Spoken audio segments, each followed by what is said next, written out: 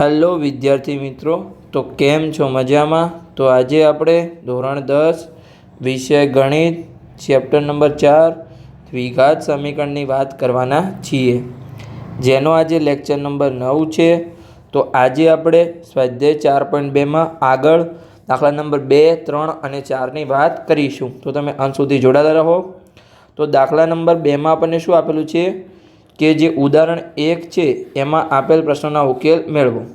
તો આપણે જ્યારે લેક્ચર 2 કરાવ્યું હતું ત્યારે આપણે ઉદાહરણ 1ના સંપૂર્ણ ડિટેલમાં એની ગણતરી કરાવી હતી અને એના ઉકેલ મેળવ્યા હતા। તો અહીંયા આપણે ફરીથી કરાવીશું નહીં, તમે લેક્ચર 2 જોઈ આવો જેને ઉદાહરણ 1નો ઉકેલ જોવાના બાકી હોય એ। તો આગળ આપણે આજે પ્રશ્ન નંબર 3 અને 4ની ડિટેલમાં ગણતરી કરીશું। તો ચલો આપણે શરૂઆત કરીએ। તો પ્રશ્ન નંબર 3ની રકમમાં શું આપેલું છે અહીંયા કે પ્રશ્ન નંબર 3, એવી બે સંખ્યા શોધો કે જેમનો સરવાળો 27 અને ગુણાકાર 182 થાય। તો અહીંયા જો આપણે ધારીએ કે જે બે સંખ્યા છે એમાંથી એક સંખ્યા x છે, તો બીજી સંખ્યા શું બનશે? અહીંયા 27 - x બનશે। તો કેવી રીતે? ધારો કે જો આપણે એક સંખ્યા પ્લસ બીજી સંખ્યા, આ તો આપણે રફ વર્ક કરીએ છીએ, આપણે પછી ડાયરેક્ટ લખી દઈશું એની થિયરી તરીકે। તેનો સરવાળો 27 છે, તો આપણે એક x ધારી છે, તો બીજી શું બનશે? જો અહીંયા હું તમને ગણતરી કરીને પણ સમજાવું છું। તો x પેલી સાઈડ જશે તો માઇનસ થશે, તો શું થશે? 27 - x થયા, સમજણ પડી?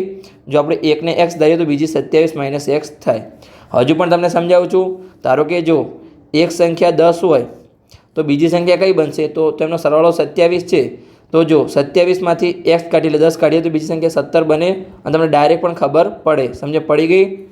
તો એક x હોય તો બીજી 27 - x બનશે। તો ચાલો આપણે થિયરી લખી દઈએ કે આપણે ધારેલી સંખ્યા એક x છે તો બીજી 27 - x બનશે, અને પછી એમનો ગુણાકાર કરીશું તો 182 મળશે। એના આધારે આપણને સમીકરણ મળશે અને સમીકરણનો ઉકેલ મેળવીશું તો આપણને બંને સંખ્યા મળી જશે। તો તમે અંત સુધી જોડાયેલા રહો, આપણે ડિટેલમાં ગણતરી કરાવીશું। તો ચલો અહીંયા આપણે લખી દઈએ કે ધારો કે એક સંખ્યા છે એ x છે, તો બીજી સંખ્યા શું બનશે? તો બીજી સંખ્યા બરાબર 27 - x। સમજણ પડી ગઈ આટલા સુધી? 27 - x। હવે જો આ બંનેનો આપણે ગુણાકાર આપણને કેટલો આપેલો છે? 182 આપેલો છે। તો ચલો આપણે એનો ગુણાકાર કરી લઈએ કે બે સંખ્યાનો ગુણાકાર 182। અહીંયા લખી દઈએ કે બે સંખ્યાનો ગુણાકાર બરાબર 182। તો આપણી પહેલી સંખ્યા શું છે? x છે, અને બીજી સંખ્યાનો ગુણાકાર એટલે કે બે સંખ્યા 27 - x। બંને સંખ્યાનો ગુણાકાર આપણને કેટલો આપેલો છે? 182 આપેલો છે, સમજણ પડી ગઈ? તો હવે xનો ગુણાકાર પહેલાં કૌંસ સાથે થાય, તો પહેલાં 27 સાથે થશે તો 27x, પછી માઇનસ અને x સાથે થશે તો x નો વર્ગ થશે બરાબર 182। હવે 182ને આપણે બરાબરની આગળ લાવીએ તો માઇનસ થશે, અને આપણે જેનું દ્વિઘાત સમીકરણ છે એના આધારે લખી દઈએ કે પ્રમાણિત સ્વરૂપના આધારે। તો સૌપ્રથમ x વર્ગવાળું પદ, પછી bx વાળું પદ, અને પછી આપણે અચળ પદ છેલ્લે લખી દઈએ તો -182। બીજા કોઈના ચિહ્નો ચેન્જ નહીં થાય, ખાલી 182ના ચિહ્ન ચેન્જ થશે કેમ કે બરાબરની આગળ આવ્યો છે એટલે, અને બીજા બધા એક જ સાઈડ છે, જ્યાં હતા ત્યાં જ છે। હવે જો પહેલું પદ આપણે કદી માઇનસ લેતા નથી, તો આપણે માઇનસને કોમન નીકાળીએ। તો મેં તમને કીધું હતું કે જ્યારે પણ માઇનસને કોમન નીકાળીએ તો અંદર કૌંસની અંદર બધા જ જે ચિહ્નો એ ચેન્જ કરી દેવાના છે દરેક પદના। તો અહીંયા x વર્ગ માઇનસ હતું તો એ પ્લસ થશે, પછી આ 27x પ્લસ હતું તે -27x થશે, 182 માઇનસ હતું પ્લસ 182 થશે બરાબર 0। હવે 0ને આપણે બરાબરની પેલી સાઈડ લઈ જઈએ તો માઇનસને બરાબરની પેલી સાઈડ લઈ જઈએ તો 0 સાથે ગુણાશે, તો 0ને માઇનસ વડે ગુણવાથી કોઈ ફરક પડશે નહીં, તો 0 ને 0 જ રહેશે। તો અહીંયા આપણું જે પદ હતું એને લખી દઈએ x વર્ગ -27x પ્લસ 182 બરાબર 0। આટલા સુધી સમજણ પડી ગઈ? આ મળી ગયું આપણને એનું દ્વિઘાત સમીકરણ। હવે આ દ્વિઘાત સમીકરણમાં જે આપણે અવયવ લેતા હતા, કેવી રીતે અવયવ લેતા હતા કે પહેલું પદ અને ત્રીજા પદનો ગુણાકાર કરતા હતા। તો પહેલું પદ અહીંયા શું છે? +1 છે, કંઈ નથી એટલે, અને ત્રીજું પદ 182 છે। તો ચલો એનો આપણે ગુણાકાર કરીએ તો અહીંયા 1 ગુણ્યા 182, તો એનો ગુણાકાર કેટલો થાય? 182 થશે। કોઈ સંખ્યાને 1 વડે ગુણો તો પણ એનો ગુણાકાર પ્લસ 182 મળ્યો છે અહીંયા. હવે આપણે એવા બે અવયવ લેવાના છે અહીંયા કે જેનો ગુણાકાર પ્લસ 182 હોય. સમજણ પડી ગઈ? અને સરવાળો કેટલો હોય બંને અવયવનો? આ બંને અવયવનો સરવાળો વચ્ચેલા પદ જેટલો હોય. એટલે કે વચ્ચેલો પદ શું છે અહીંયા? -27 છે. તો ચાલો લખી દઈએ કે એનો સરવાળો -27 હોવો જોઈએ, બંને જે આપણે અવયવ લેવાના છે એમનો. સમજણ પડી ગઈ? હવે જો અહીંયાનો ગુણાકાર પ્લસમાં છે કે પ્લસ 182 બંને અવયવ. તો ગુણાકાર ક્યારે પ્લસ હોય? કાં તો બંને અવયવ પ્લસ હોય ત્યારે ગુણાકાર પ્લસ હોય, ક્યાં તો બંને અવયવ માઇનસ હોય ત્યારે જ એનો ગુણાકાર પ્લસ હોય. પણ અહીંયા જો સરવાળો માઇનસમાં છે એટલે કે બંને માઇનસ હોય ત્યારે જ એનો સરવાળો માઇનસ થશે. જો બંને પ્લસ હોય તો એનો સરવાળો પ્લસ થશે. તો સમજણ પડી ગઈ? તો આપણા બંને અવયવ માઇનસ હશે. તમને સમજણ પડી ગઈ આટલા સુધી? તો ચલો આગળ આપણે એના અવયવ લઈએ અને પછી આપણે બંને અવયવને શોધી લઈએ. તો ચલો અહીંયા આપણે નીચે અવયવ લઈએ, 182ના અવયવ પાડીએ. તો અહીંયા 182ના અવયવ લઈશું આપણે. તો 182. તો 182ને 2 વડે ભાગીશું તો 91. હવે 91ને 2 વડે ભાગી શકાશે નહીં. 3 વડે ભાગીએ તો 3 વડે પણ ભાગી શકાશે નહીં. 3 તરી 9 અને 1 શેષ વધી. તો 5 વડે ભાગીએ તો 5 એકા 5 અને 41 નીચે વધ્યા તો 5 × 40. હજુ પણ 1 શેષ વધે છે. હવે આપણે 7 વડે ભાગીએ તો જો 7 એકા 7, 2 શેષ વધી અને 7 તરી 21. તો અહીંયા 13 વધ્યા. અને જો 13 પોતે જ એક અવિભાજ્ય સંખ્યા છે તો 13 એકા 13. 13નો એના વડે જ ભાગ ચાલશે. હવે જો આપણે 2 અહીંયા જોડી બનાવીએ અને નીચે એકને રાખીએ તો ઉપરલા બંનેને લઈએ તો અહીંયા 14 બન્યા અને નીચેના 13. તો ચાલો આપણે લઈએ. બંનેને આપણે માઇનસ આપીએ કેમ કે બંને અવયવ આપણા માઇનસ છે. એમનો સરવાળો શું થશે? -27 થશે. તો થયો -27 અને ગુણાકાર એમનો પ્લસ 182 થશે કેમ કે માઇનસ માઇનસ નીકળી જશે, માઇનસ માઇનસ પ્લસ થાય. તો અહીંયા આપણને બંને અવયવ મળ્યા -14 અને -13. સમજણ પડી ગઈ? તો હવે અહીંયા આપણે એના અવયવ પાડી લઈએ. તો ચલો આગળની ગણતરી કરીશું અહીંયા. તો અહીંયા જો આપણે અહીંયા આને આ રેડ પેનથી નીકળી દઈએ, જે આપણે નીચે હાઇલાઇટ કરી દઈએ. તો અહીંયા x² પછી શું છે આપણા બંને અવયવ -14x અને -13x પ્લસ 182 બરાબર 0. સમજણ પડી ગઈ? હવે જો આ બંનેમાંથી આપણે કોમન નીકળવાનું છે અને આ બંનેમાંથી આપણે કોમન નીકળવાનું છે. તો પહેલાંમાંથી શું કોમન નીકળશે? તો માત્ર ખાલી x જ કોમન નીકળશે. તો કૌંસની અંદર શું વધશે? x - 14. સમજ્યા પડી ગઈ? હવે x - 14 આપણે સેમ જ પદ પાછળ લાવવાનું હોય છે. તો આપણે લખી દઈએ x - 14 આપણે ડાયરેક્ટ લખ્યું છે. હવે જુઓ -13xમાંથી શું કોમન નીકળે? તો અંદર કૌંસની અંદર +x વધે. તો આપણે -13 નીકાળીએ ત્યારે જ કૌંસની અંદર x વધે. સમજ્યા પડી ગઈ? હવે જો 182માંથી શું નીકળીએ? તો -14 વધે. તો -13 નીકાળીએ ત્યારે જ અંદર -14 વધે. તો ડાયરેક્ટ આપણે 13 આવી ગયા છે. તમારે ડરવાની કોઈ જરૂર નથી. 182ને તમારે 14 વડે ભાગવાની પણ જરૂર પડી નથી. સમજ્યા પડી ગઈ? અને બરાબરની પાછળ આપણે 0. હવે આપણે બંનેને લખી દઈએ. જે આપણે બંને કૌંસ બન્યા છે તો કયા કયા કૌંસ બન્યા? અહીંયા x - 13 અને બીજો કૌંસ બન્યો અહીંયા x - 14 બરાબર 0. તો બંનેને આપણે અહીંયા 0 આપી દઈએ. તો x - 13 બરાબર 0 અને x - 14 બરાબર 0. તો xની કિંમત અહીંયા જો 13 પેલી સાઈડ જશે બરાબરની તો પ્લસ બની જશે અને અહીંયા પણ 14 બરાબરની પેલી સાઈડ જશે તો પ્લસ બની જશે. તો બંનેની કિંમત આપણને કેટલી મળી? તો એક xની કિંમત આપણને અહીંયા 13 મળી અને એક કિંમત આપણને અહીંયા 14 મળી. તો હવે જો આપણે અહીંયા જવાબ લખવાનો છે તો જવાબ કેવી રીતે લખીશું? તો જો હું તમને લખતા શીખવાડું છું કે આપણે શું ધાર્યું હતું? જો એક સંખ્યા x હોય તો બીજી 27 - x હોય. જો અહીંયા પહેલી સંખ્યા 13 હોય તો બીજી 27 - 13 એટલે કે 14 હશે અને જો પહેલી 14 હોય તો બીજી 13 હશે. તો ચાલો આપણે નીચે ગણતરી કરીને સરખી રીતે લખી દઈએ આપણી ગાણિતિક ભાષામાં. તો તમે જોડાયેલા રહો. તો અહીંયા જો કે જો x બરાબર 13 હોય તો પ્રથમ સંખ્યા શું બનશે? પ્રથમ સંખ્યા x બરાબર 13 અને બીજી સંખ્યા શું બનશે? બીજી સંખ્યા બરાબર 27 - x. તો 27માંથી 13 જશે તો અહીંયા કેટલા વધશે? અહીંયા 14 વધશે. સમજણ પડી ગઈ આટલા સુધી? તો હવે જો અને x બરાબર 14 હોય આપણે લખી દઈએ કે જો x બરાબર 14 સાચા હોય, બંને સાચા જ છે પણ આપણે આવી રીતે લખવું પડે ગાણિતિક સ્વરૂપ. જો x બરાબર 14 હોય તો પ્રથમ સંખ્યા કઈ બનશે? પ્રથમ સંખ્યા બરાબર x બરાબર 14 અને બીજી સંખ્યા શું બનશે? અહીંયા બીજી સંખ્યા બરાબર 27 માઇનસ x. તો 27 અને x ની કિંમત કેટલી છે? અહીંયા આપણે 14 લીધી છે તો -14. તો બીજી સંખ્યા આપણને 13 મળી. સમજ્યા પડી ગઈ? જો પહેલી 13 હોય તો બીજી 14 હશે અને બીજી 14 હોય તો પહેલી 13 હશે. સમજ્યા પડી ગઈ સિમ્પલ રીતે? તો અહીંયા આપણો પ્રશ્ન પૂર્ણ થઈ ગયો. જો સારો લાગ્યો હોય તો તમે વિડીયોને લાઇક કરી શકો છો અને ચેનલને સબસ્ક્રાઈબ કરી શકો છો. હવે આજનો બીજો પ્રશ્ન કે દાખલા નંબર 4, એમાં આપણને શું આપેલું છે કે જેના વર્ગોનો સરવાળો 365 થાય એવી બે ક્રમિક ધન પૂર્ણાંક સંખ્યાઓ શોધો. તો અહીંયા આપણે ક્રમિક ધન પૂર્ણાંક સંખ્યાઓ છે, ક્રમિક નથી, ક્રમિક જ આપેલું છે. જો આ તમારે ખાસ ધ્યાન રાખવાનું છે. ક્રમિક એટલે કે જો તમને સમજાવું છું, ધારો કે 1 9 હોય તો એના પછીની ક્રમિક કઈ કહેવાય? 10. એના પછીની સંખ્યાને ક્રમિક સંખ્યા કહેવાય.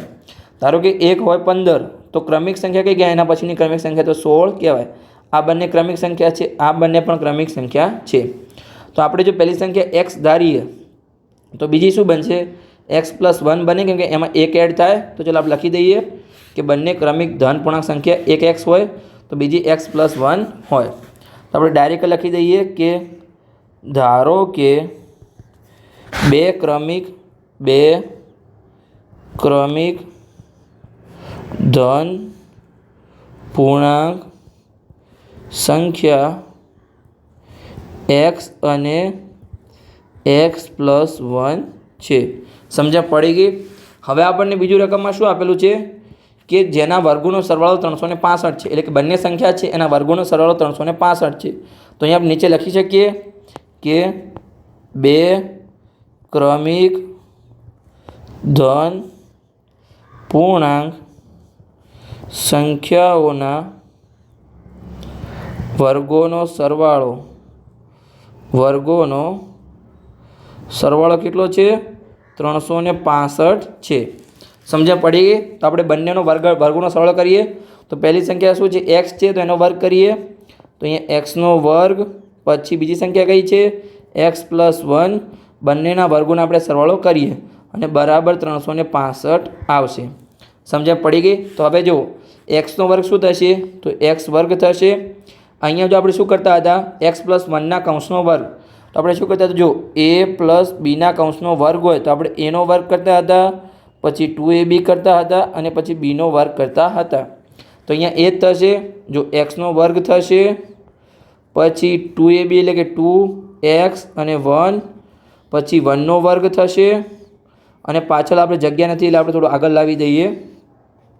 ચાલો આગળ લાવી દઈએ આપણે. તો અહીંયા 1 નો વર્ગ અને બરાબરની પાછળ 365. સમજણ પડી ગઈ? તો આપણે રફ વળની રિમૂવ કરી દઈએ અને આગળની ગણતરી કરીએ. હવે અહીંયા તો અહીંયા x નો વર્ગ, બાજુમાં +x નો વર્ગ, પછી આમાં શું થશે? 2 × x તો 2x અને 2x એક સાથે ગુણાય તો 2x જ થશે. પછી 1 નો વર્ગ 1 જ થશે અને બરાબરની પાછળ 365.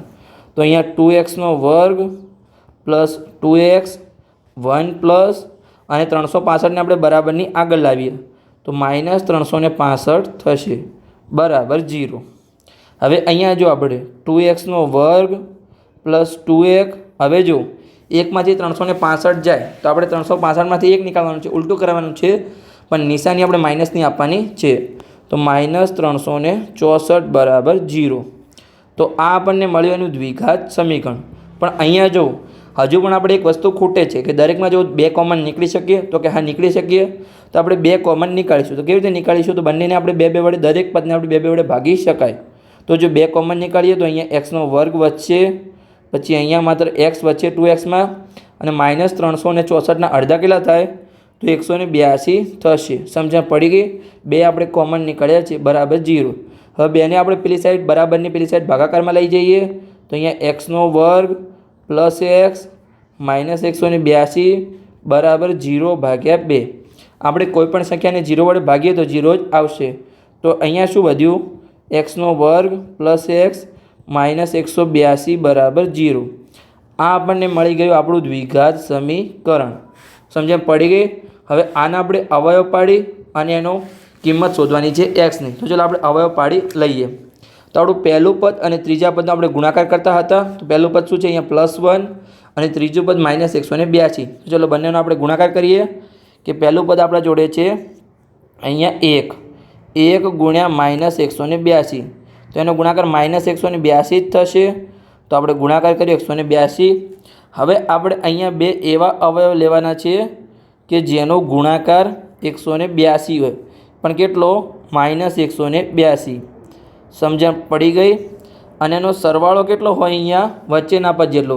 તો વચ્ચેનું પદ શું છે? તો +1 છે, કેમ કે કંઈ નથી એટલે 1 મૂકી શકીએ, એટલે કે +1 આવો જોઈએ. બંને અવયવનો સરવાળો આપણે અહીંયા વચ્ચે જ લખી દઈએ, સરવાળો. સમજણ પડી ગઈ? તો હવે જુઓ, એનો ગુણાકાર ક્યારે માઇનસ હોય? જ્યારે એક અવયવ પ્લસ અને એક માઇનસ હોય ત્યારે. જો બંને માઇનસ હશે ત્યારે પણ ગુણાકાર પ્લસ બનશે, અને બંને પ્લસ હશે ત્યારે પણ ગુણાકાર પ્લસ બનશે. એટલે કે અહીંયા એક અવયવ પ્લસ હશે અને એક માઇનસ હશે. પણ જો બંને અવયવનો સરવાળો પ્લસ છે, એટલે કે મોટો અવયવ પ્લસવાળો હશે. તો આપણે જ્યારે પણ અવયવ લઈશું ત્યારે મોટો અવયવ પ્લસવાળો લઈશું અને નાનો અવયવ આપણે માઇનસવાળો લઈશું. તો ચલો અહીંયા આપણે 182ના અવયવ પાડીએ. તો આપણે આગળ પાડ્યા જ છે, આપણને ખબર જ છે. તો ચલો ફરીથી એના જ આપણે અવયવ લેવાના છે. તો ચલો અહીંયા આપણે લઈએ કે 182ના આપણે અવયવ લેવાના છે. તો 182ને અહીંયા જો આપણે 2 વડે ભાગીશું તો 91. હવે તમને ખબર જ છે 7 વડે ભાગ ચાલશે તો 13 અને 13 એકા 13. આપણે સેમ જ ભાગ કરવાના છે. જો અહીંયા આપણે એના અવયવ પાડ્યા છે તો આગળના દાખલામાં જુઓ એ જ આપણા અવયવ આવ્યા છે. અહીંયા સમજ્યા પડી ગઈ? તો અહીંયા પણ હવે આપણે એનું એ જ કરીશું કે 2 2ની જોડ બનાવીશું જો બને તો. તો અહીંયા 2ની જોડ બનાવીશું, 7 અને 2ની, અને નીચે એકલા 13ની જોડ બનાવીશું. તો અહીંયા શું વધ્યું? અહીંયા 14 અને અહીંયા 13. તો હવે જો આપણું જે મોટું હોય એ આપણું પ્લસ હશે, નાનું હશે માઇનસ હશે. તો 14 મોટા છે તો એને આપણે પ્લસ આપીશું, અને નાનો 13 છે એને માઇનસ આપીશું. તો એનો સરવાળો કેટલો થયો? 14માંથી 13 જાય તો +1 વધ્યા. સમજ્યા પડી ગઈ? અને એનો ગુણાકાર -182 થશે. તો ચલો આગળની આપણે અહીંયા હવે ગણતરી કરી લઈએ કે આપણને બંને અવયવ મળી ગયા 14x અને -13x. તો ચલો આપણે લખી દઈએ કે અહીંયા x² પછી +14x -13x અને -182 બરાબર 0. સમજ્યા પડી ગયા એટલા સુધી? તો હવે આપણે આ બંનેમાંથી અને આ બંનેમાંથી આપણે કોમન નીકળવાનું છે. તો અહીંયા જો શું કોમન નીકળશે? x માત્ર કોમન નીકળશે. તો અહીંયા x +14. સમજ્યા પડી ગઈ? x વર્ગમાંથી x વધ્યું અને 14xમાંથી 14 વધ્યા, કારણ કે બંનેમાંથી x કોમન નીકળી ગયો. તો આ સેમ જ પદ આપણે પાછળ લાવવાનું હોય છે. તો આપણે ડાયરેક્ટ લખી દઈએ x +14 આપણે લાવવાનું હોય છે. તો હવે જુઓ આ -13xમાંથી શું કોમન નીકળે? તો અંદર +x વધે તો -13 નીકળવા પડે આપણે. અને હવે જો -182માંથી શું કોમન નીકળે? તો આપણને +14 વધે. તો -13 નીકળે ત્યારે જ અંદર +14 વધે. સમજ્યા પડી ગઈ? તો આપણે આને રિમૂવ કરી દઈએ અને આગળની ગણતરી કરીએ. હવે બરાબરની પાછળ 0. બંને કાઉન્સને આપણે લખી દઈએ કે x -13 અને x +14 બરાબર 0. બંને કાઉન્સને આપણે 0 આપી દઈએ તો x -13 બરાબર 0 અને x +14 બરાબર 0. તો અહીંયા જો 13 પેલી સાઈડ જશે તો પ્લસ બનશે, તો x બરાબર +13, અને અહીંયા 14 પેલી સાઈડ જશે તો -14 બનશે. સમજણ પડી ગઈ? તો અહીંયા આપણને 2 જવાબ મળ્યા, એક -14 અને એક +13 મળ્યું. પણ અહીંયા જો આપણને રકમમાં શું આપેલું હતું કે 2 ક્રમિક ધન પૂર્ણાંક સંખ્યાઓ, એટલે કે અહીંયા ધન આપેલું છે, એટલે કે ઋણ સંખ્યા આપણો જવાબ શક્ય નથી. તો અહીંયા આ જવાબ આપણો શક્ય નથી, એટલે કે 13 આપણો જવાબ સાચો છે. જો આપણો 13 જવાબ સાચો તો એની ક્રમિક સંખ્યા કઈ બનશે? x +1 એટલે કે 14 બનશે. તો ચલો આપણે એનો જવાબ લખી દઈએ સરખી રીતે કે એક x બરાબર 13 હોય તો બીજી એના ક્રમિક x +1 એટલે કે 14 હશે. તો ચલો આપણે એનો જવાબ લખી દઈએ. અહીંયા 2 ક્રમિક ધન પૂર્ણાંક સંખ્યામાં એક x બરાબર 13 અને બીજી સંખ્યા x +1. તો x +1 બન્યા તો xની કિંમત કેટલી છે? 13 છે. તો 13 +1 અહીંયા કેટલી બનશે? 14 બનશે. સમજણ પડી ગઈ? એક સંખ્યા 13 છે તો બીજી 14 બની. તો અહીંયા આપણો લેક્ચર પૂર્ણ થઈ ગયો છે. જો લેક્ચર સારો લાગ્યો હોય તો ચેનલને સબસ્ક્રાઈબ કરી શકો છો અને તમારા મિત્રો સાથે વિડીયોને શેર પણ કરી શકો છો. આગળના લેક્ચરમાં આપણે બાકી રહેલા 2 દાખલા એટલે કે દાખલા નંબર 5 અને દાખલા નંબર 6 સોલ્વ કરીશું.